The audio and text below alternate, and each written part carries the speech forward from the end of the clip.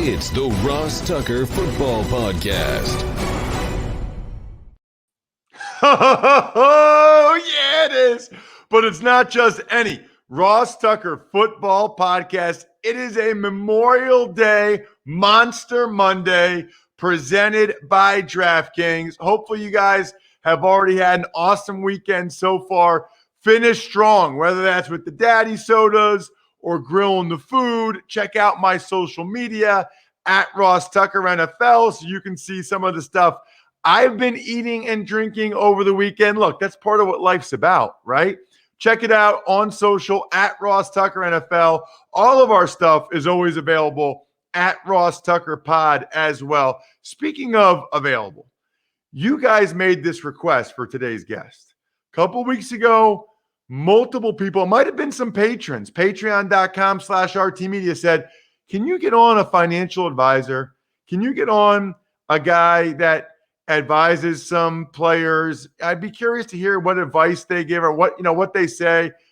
How about I did even better than that. I got my financial advisor who played 10 years in the NFL, 129 games, and was my boss when I interned for him. So this is going to be amazing. His name's Kurt Schulz. You remember him, 8 years with the Bills, 2 years with the Lions. Can't wait to talk with him momentarily. We will have a new Spread the Word winner this week. You know what to do. Just engage anyway. I like the Facebook shares. I'm not going to lie. I like those Facebook shares. Or maybe on Instagram, you put it on your story. I don't even know. Just do whatever it takes that more people see it. I love it. I'll notice it, and I'll sign something for you, whatever you want. Sponsor confirmations, I love. Keeps. Keep your hair like I am. Keeps.com/Ross. More on that a little bit later. And the YouTube shout out. You know, people are winning the YouTube shout out, and then they're not emailing me to tell me who they want me to give the shout out for. So you're kind of blowing it, guys. I'll give you a cameo style shout out, which I love. We also have some news to get to, but first, it is Big Show time. The Big Show. As promised, 10-year NFL veteran who's also like a soccer stud. This is a legitimately awesome guy on so many levels. My financial advisor and friend, Kurt Schulz. Kurt, thanks so much for coming on the show. Ross, you're too kind. I appreciate it. It's good to be on the show. All right. So, man, there's a million things that we could get into. I guess I'll start with how we met, which is every offseason when I was in the NFL, I would do an internship. So after my rookie year, I interned with Merrill Lynch in D.C. because I had interned with Merrill Lynch Investment Managers before my senior year of college. So somehow the guys at Merrill Lynch Investment Managers got, they knew I was in D.C. They found these guys, J.C. McKnight, Pete Kenny, awesome guys. They got me hooked up with them. Okay. Then I go to Dallas. I want to try something different. I want to see what else I might be interested in. So I work for Roger Staubach. You might have heard of him. His commercial real estate company in Dallas. Then I get cut again, and I go to Buffalo, have a good year. And I don't remember if it was the DC guys that hooked me up with, I barely remember these guys' names, like Nowakowski and these guys. I think I got hooked up with a group. And I don't think I got hooked up. I don't think I was hooked up with you. I think I got hooked up with a group. And then we made the connection, or they brought you on while do you remember that? Actually, I think that we met at the Chop House, the Buffalo Chop House, eating steak with Reuben Brown. I believe that's when it was. And you had asked about what I did. And, hey, next I have you coming in the office, and there's a lot of heads turned since you're likable big guy, and you were definitely hitting the office, that's for sure. That is funny, man. Yeah, I remember that. And you were just getting started. Yeah, I think at the time I had already, it was my second or third year, no, you're right. And, Reuben, that was my connection with some of the offensive linemen, and he's just a great guy, obviously. And no, we hit it off, and you barely fit into the cubicle that was right next to me, if you remember that. It was like kind of odd, but No, it was great. It was great having you in, man. I mean, obviously you're very bright and you know, you had an aptitude for it. And it's no, it was fun having you for sure, man.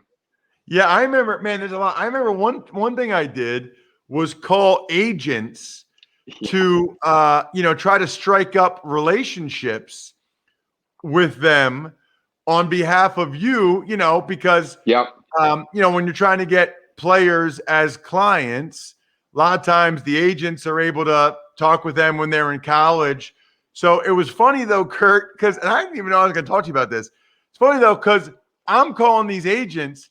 I'm an active player. Like I started the last 5 games that year. I was a restricted free agent. I made the USA Today All Joe team or whatever. So these agents would call me right back thinking that I wanted to switch, Yeah. thinking that they were about to get like a client. They'd be like, "Hey Ross, how are you?" I'm like, yeah, hey Joe. Anyway, so I'm calling on behalf of Kurt Schulz. They'd be like, "Oh."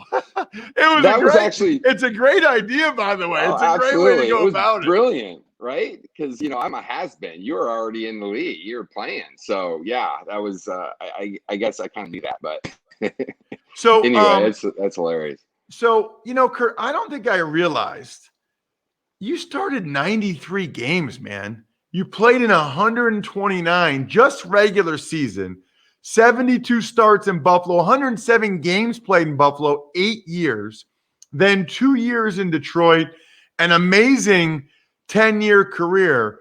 For people that don't remember the type of player you were, how would you describe yourself? Were you more of a box safety, more of a middle of the field safety, or was your strength that you were pretty good at both? Like, how would you describe your game as an NFL player? For me, I think it was just I was good at anticipating what they might do, and that was play recognition. It was communicating with the corners, with the linebackers, and just kind of knowing the defensive scheme in and out, and then more importantly, knowing what the offense might do on certain circumstances, whether it be alignment or what have you. And I think that's pretty much it. I mean, I was pretty adept at intercepting the ball. And I think, I like to think I was a decent tackler, but that probably wasn't the biggest, benefit to the team. I think more importantly, it was just somebody that they could trust to be back there and not give up the big play and, occasionally come up with the ball, in various different circumstances. I had 30 interceptions, so I must have been doing something right on that end. And I would just attribute to, long hours. I can remember with Chris Spielman early in the morning before, practice started, 6:30 in the morning, and we're studying film, and I learned a lot from him. And I think it was just general studying the offensive scheme and seeing if I could get any type of edge for that one play that, hopefully I could make a difference in a game. So, Kurt, you didn't start your first 3 years. And then Right. you started 93 games over the last 7 years. Your last 7 years, you had at least 2 picks each year, and you had 30 total. I mean, 30 picks in 7 years. You're averaging 4.5 picks a year. That is legit, man. I mean, that is a lot. That is taking the ball. I mean, 6, 4, 2, 6, 3, 7, 2. That would compare. I mean, I'm surprised you never made a Pro Bowl. That's a lot of interceptions, especially back then when they weren't throwing the ball as much. Yeah, well, obviously, as you know, we had an unbelievable defensive line in Buffalo. I mean, you have Bruce Smith, Phil Hansen, Ted Washington up the middle. And the same was with Detroit. I mean, Robert Porcher. We had some ballers. And as a defensive back, I mean, it's huge to have that front line and that pass rush. And that was so much of it. I'd love to take the credit for all of it, but obviously it goes hand in hand with a great defensive line, and we had that both. I had that in both places. But yeah, no, I'm pretty proud of those. It was a lot of fun, and yeah, like I said, it was a lot of study in the offensive scheme to see if you could get any type of edge, and as you know, in the league, it's hard to get that, so it was basically just hard-nosed studying. So I ask any former player that comes on this question. You're 52 years old now. How's your body feel? Like brain and body, like how are you doing? Well, I'm actually feeling pretty good. I did have the first, believe this or not, I do play soccer, as you know, Ross, like competitively on a weekly basis. Well, last year during COVID, I was probably playing a little too much and running a little too much. And I finally had my first knee injury in, 51 years. And so I had knee surgery about 8 months ago, but I'm recovering. I'm back, and I do yoga, as 2 or 3 times a week. I play soccer. I keep active, so my body feels pretty darn good, actually. Part of the NFL have that brain and body where you can go to the Cleveland Clinic, and I've taken part of that every 5 years, and it's just it makes you feel good when you come out of it, and it's just a great benefit that the NFL provided for us retirees. Yeah, I did it in April. Phenomenal, absolutely phenomenal. Great. You're still, even after the knee surgery, you're still back to playing competitive soccer? Yeah, I've got this team, and obviously the competition. I've aged up quite a bit, right?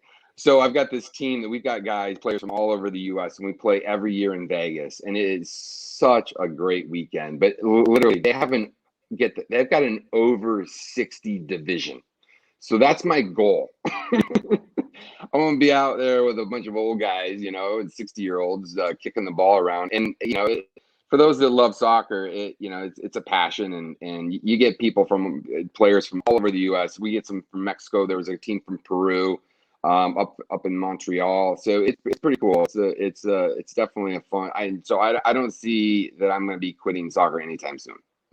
Hopefully. Wow, you got to be the only 10-year NFL vet that plays competitive soccer, other than a kicker. Know? Probably. I think I got remember Steve Christie. I tried to get him out there a few times because I know he was quite the soccer player up in Canada, and he lasted, I think, until I think until he was maybe like 35, and I think he hung up the cleats. So you're probably right. So you end up making your home in Buffalo, and getting into finance. How'd that happen? Like how did the whole financial advisor finance thing happen? Well, good question. So, my degree in college was accounting. So I was studying for the CPA when I got drafted, taking the Becker review class. And so I always really liked numbers and balance sheets. And it's just kind of an odd thing to think about, but that was my thing, numbers.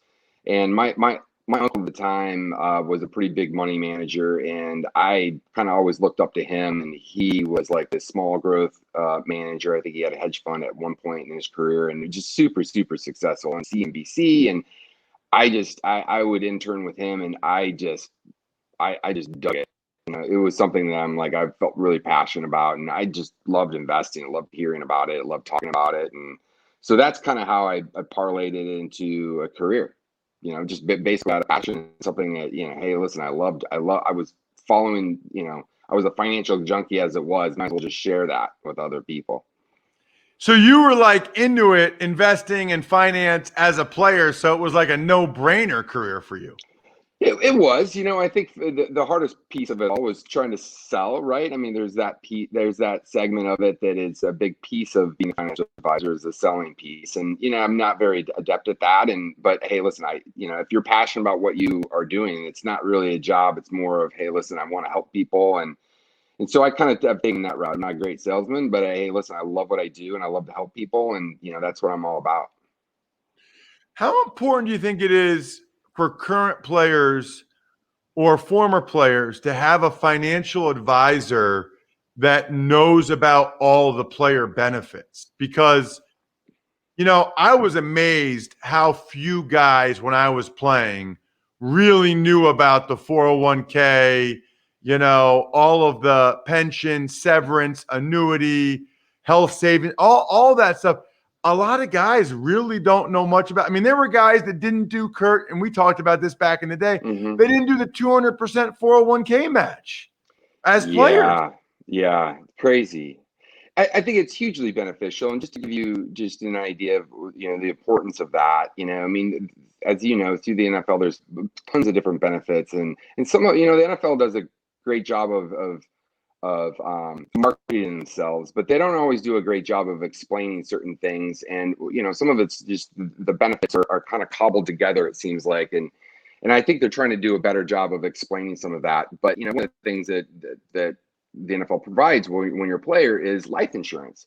And so, like, if you don't know how to find that, where to find that, and don't understand the benefits, you could be a financial advisor that's, soliciting, life insurance for a player where they need to incorporate a lot of the benefits that they already have. And so you're kind of, and so I've run into that quite a bit, where players might, be solicited for life insurance. And I'm like, well, hey, listen, when you're done, that makes sense. But when you're playing, I mean, you're kind of, you don't necessarily need it. So I think that incorporating that in any plan makes a heck of a lot of sense, and it's the right thing to do. And if you're not adept at knowing and how to figure out what the benefits are and what they mean, because they change, as you know, they change almost every year. So you got to be up to date on all of that all the time. What are the pros and cons in particular of advising current or former players? Because I, as you know, I got my Series 7 and 66 while I was playing. I thought I was going to get into that. And then I had the back surgery, got cut in Buffalo. And it's, my idea was to try to get the guys as clients while I was still playing. But if you're not on a team where you're established and you're bouncing around, you can't have the first time you meet guys be like, oh, by the way, let me talk about your finances. Like, it just doesn't work that way. But Right. I've also heard horror stories over the years from financial advisors where it's like, you tell the guy he doesn't need to buy a third car or whatever, and he does anyway. Right. What are sort of the pros and cons of representing and advising players? Well, you make a really good point. And I would say, the probably the most frustrating part of the job is for them not to take the advice, the experience that somebody's had. I been in the league, been an advisor for years, just not understanding the X's and O's of, and not that they need to understand the X's and O's of finance, but they need to trust somebody, because it's at the end of the day, it's just a math equation. If you look at how much money is coming in, how much money is going out. And so, the biggest mistake the players make is they just spend too much, right? And so that's the most frustrating piece of it, is just to try to get them and educate them enough where they can understand and make good decisions. And at the end of the day, that's what I'm all about, is like helping clients make good, smart decisions. And the biggest, I think the biggest problem, or the biggest task for me, is to kind of educate them on what the money can do for them and what kind of lifestyle that they could provide for themselves for the rest of their lives, and for them to not adhere to a budget or whatnot. That's probably the most frustrating, because I could easily see certain clients where you're like, okay, I know where this is going to end. It's going to end badly. And so try to paint the picture of what is to come with too much spending is a challenge. And I would say that's probably the most frustrating part of the job, because, hey, listen, they think they have millions, and they do, but as you know, I mean, it's got to last them another 50 years, 45 years, whatever the case. So, that's probably the biggest frustration. Yeah, I think if I had to describe it from my time as a player, they are not a lot of the guys. It's hard to be an NFL player and not be intelligent. It's just hard. But Right. I think a lot of the guys that I spoke with are very uneducated when it comes to financial matters. They're not unintelligent, because with the football stuff, they know they're smart. Like, they know their stuff, but they've never done the background or research or have any background to be educated on the financial stuff. And they either don't trust anybody, or, unfortunately, Kurt, a lot of times they trust the wrong people. Right. And, and I've always, I've heard horror stories and been involved with hearing about, horrible things happening to players with giving giving agents and or whoever powers of attorney, and then it's just all at the end of the day they thought they had money that they didn't have, and it gets stolen, and that's just super, super unfortunate. I mean, it's horrible. It's a nightmare. So, I mean, I always kind of preach, hey, listen, you need to have checks and balances. You need to have your CPA and your agent and your financial advisor, your attorney. They all may have different hats, right? I'm good at finance, and let me stick to that, right? I don't know anything about plumbing. I would not do any plumbing because I'm horrible at it. That may cause a flood in my house. So, hey, listen, I'm going to go use a plumber. If you don't know about finance, use a financial advisor, and everybody should use a financial advisor at some point, because, hey, listen, at the end of the day, you buy securities and you need to have some type of advice. I think even Warren Buffett deals with somebody that, has got a long time advisor. He's, create a relationship. So, I think it's important to have those checks and balances, and just not, throw all your eggs in one basket and trusting one person it's maybe too much, Kurt, I know my listeners and the people that watch on YouTube now, they're going to absolutely love this episode. First of all, because I think they like that when they make a request that I listen. Multiple people requested getting a financial advisor on, so I'm glad we did that. And then this was even better than I thought it would be. Can't wait to get tremendous feedback on this interview. Thank you so much for coming on the show. I really appreciate it. All right, buddy. I did. Great seeing you. Glad to be of help. There he is, Kurt Schulz. Now, if you noticed, first of all, Kurt is an awesome guy. Secondly, Kurt is bald. And I've seen videos of Kurt when he was with the Bills, and his hair was struggling. And he made the decision to shave it all off, which I think is great. If that's not you and you don't look as good with a shaved head as Kurt Schulz, Keeps. Be like me. Keeps.com. I just watched, and I talked about this on the College Draft podcast. Every year on our anniversary, we watch our wedding video. Me, my wife, and my daughters. We think that's important, right? I was starting to lose my hair at age 26, and I didn't even realize it, because you can only tell from like the side angle. I wish I had started the only 2 FDA-approved medications that can prevent hair loss earlier. Keeps offers both. If you're not familiar with these, go to Keeps.com. If you are already taking the FDA-approved medications, don't go to the drugstore to pick them up. Don't go to the doctor for the prescription. Go to Keeps.com/Ross to receive your first month of treatment for free. That's KEEPS.com/Ross to get your first month free. Keeps.com/Ross. Trust me, I am a longtime customer now at this point. Tux Takes. Morning, Ross. A few news items to dive into since last Thursday, including the NFL greatly relaxing COVID rules for vaccinated individuals. Well, and this is what the NFL does. They follow the science. They follow the data. Everything indicates that the more people get vaccinated, the lower the cases are, the lower the positivity rate. Everyone listening, everyone watching has the right to make the decision they want to make for their life, their body, etc. But the NFL follows the science, and the science is pretty clear.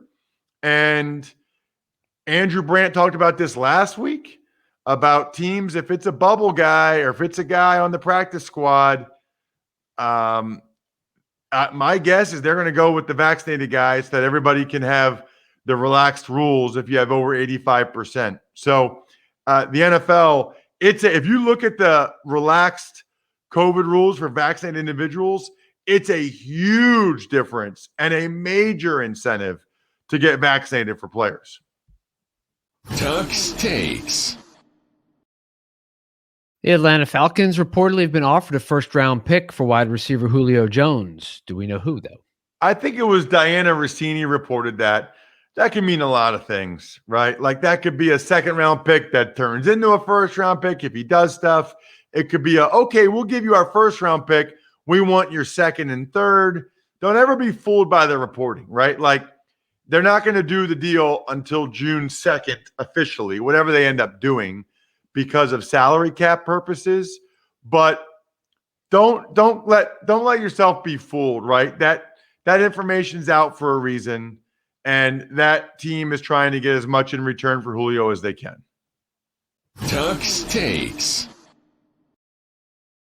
Philadelphia Eagles announced a number of scouting department changes, including hiring former Jags GM Dave Caldwell, promoting Catherine. How do you pronounce her last name? I don't know. She's from Montreal. I think it might be French, but I don't know how to pronounce it yet. It's Raiche.